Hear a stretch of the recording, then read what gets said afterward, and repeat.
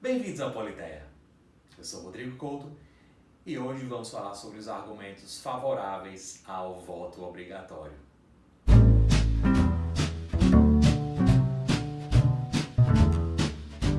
Semana passada eu tratei dos argumentos contrários ao voto obrigatório. E naquele vídeo eu dei início à apresentação desses argumentos com um pressuposto de toda a argumentação em uma sociedade livre e democrática. E esse pressuposto é de que existe uma presunção pela liberdade individual. Então, aqueles que desejam criar obrigações no interior de uma sociedade democrática devem fundamentar muito bem a criação dessas obrigações, porque essas obrigações vão tirar do indivíduo o seu estado original de liberdade individual, ou seja, estamos aqui falando da esfera de liberdade negativa. Já explico o que é que isso significa. Pois bem, mas existem sim argumentos favoráveis ao voto obrigatório, mesmo em países que não adotam essa espécie de voto. E esses argumentos precisam enfrentar essa presunção pela liberdade individual. Então, desde já, eu preciso fazer a observação de que é muito mais difícil defender o voto obrigatório do que defender a sua não obrigatoriedade. Mais uma vez, em função dessa presunção pela liberdade. Mas vamos ver como é possível fazer essa defesa. E vejam, a presunção pela liberdade, mais uma vez, ela é importante porque nós estamos, como mencionei, falando de uma liberdade negativa. Liberdade negativa significa a liberdade que o indivíduo possui de não ser perturbado, de não ter, por exemplo, a sua integridade física perturbada, os seus bens perturbados, ou o seu sossego perturbado por terceiros. Mas, pois bem, essa não é a única dimensão da liberdade, ou não é o único conceito de liberdade. Existe também uma liberdade compreendida como não dominação. O que é isso? Bem, é a liberdade que diferencia o cidadão do escravo. Por sinal, o Politeia tem um vídeo sobre a escravidão no Antigo Oriente Médio, no curso História da Liberdade, já o card aparece aqui. E naquele vídeo eu discuto esses conceitos de liberdade por mais tempo. É interessante assistir esse vídeo. Pois bem, vamos então dar apenas noções do que são essas duas liberdades. Como eu falei, a liberdade individual é essa que compreende não ser perturbado por terceiros. E a liberdade como não dominação significa que você é um cidadão e não um escravo. Qual a diferença aí? A diferença é que o escravo está sujeito ao arbítrio de terceiros, ao arbítrio de um senhor ou de um mestre. Não é obrigatório esse exercício de arbítrio, esse exercício de poder, mas mesmo que o mestre do escravo decida não intervir, decida não perturbar o seu escravo, o escravo continua sujeito ao mestre, ao arbítrio do mestre. Mas não o cidadão, porque o cidadão participa da formação da vontade da sociedade política. O cidadão vai, no nosso caso, e vota. E essa é, claro, apenas uma das formas de participação na vida política. Mas para a maioria das pessoas, a forma por definição de participar da vida política. Pois bem, como é que isso tem relação com o voto? Como é que eu estou perdendo então a minha liberdade em caso de um não voto, no caso de não ir à sessão eleitoral? Como é que esse argumento funciona? Bem, funciona do seguinte modo. Se essa liberdade como não dominação está atrelada à sua condição de cidadão, quando você decide não participar, significa que você está sujeito às vontades de todos aqueles que participaram. mesmo que você não participe, você vai ter que se sujeitar a um governo que foi eleito por todos os demais, ou seja, o seu vizinho participou, os seus colegas de trabalho que decidiram votar. Então, a vontade daquele governo não reflete mais a sua participação. É como se você não tivesse consentido para a formação daquele governo. E se você não consentiu, segue o argumento, você está sujeito a um arbítrio na prática, já que você não participou da formação dessa vontade. Essa é basicamente a argumentação pautada na ideia de liberdade como não dominação. Bem, mas aí é possível argumentar que o voto possui uma dimensão de direito e de fato é um direito.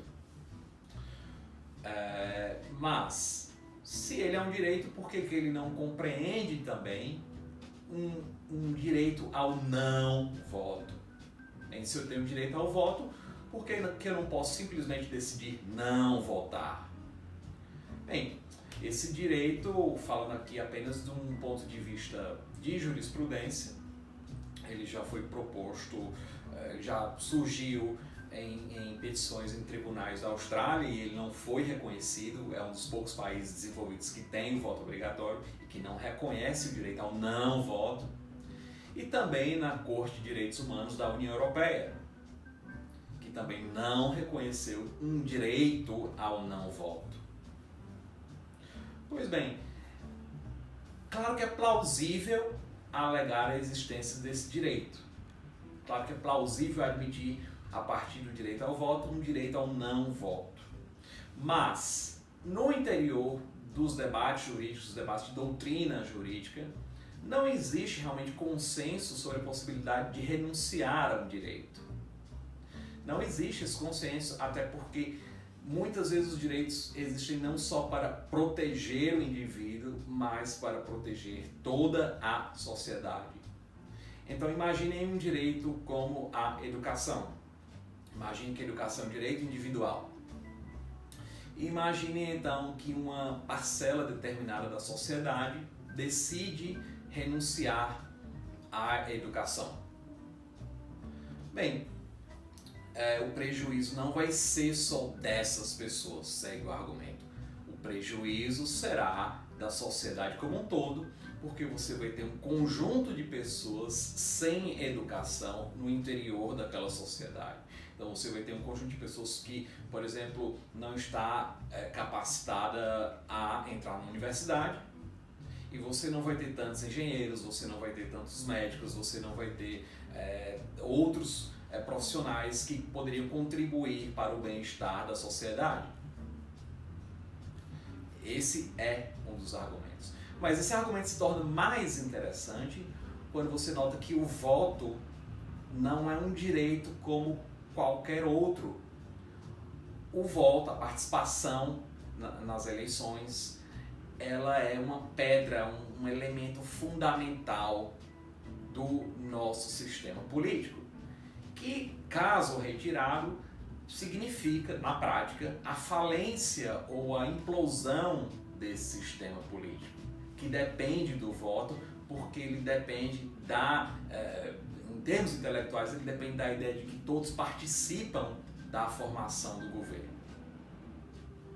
Pois bem, isso não é diferente de outras imposições que chegam sim a limitar ou a prejudicar a nossa liberdade individual, mas que são necessárias para garantir a continuidade do nosso modelo de sociedade. A mais óbvia é o pagamento de impostos. Sem o pagamento de impostos, a nossa sociedade não sobrevive.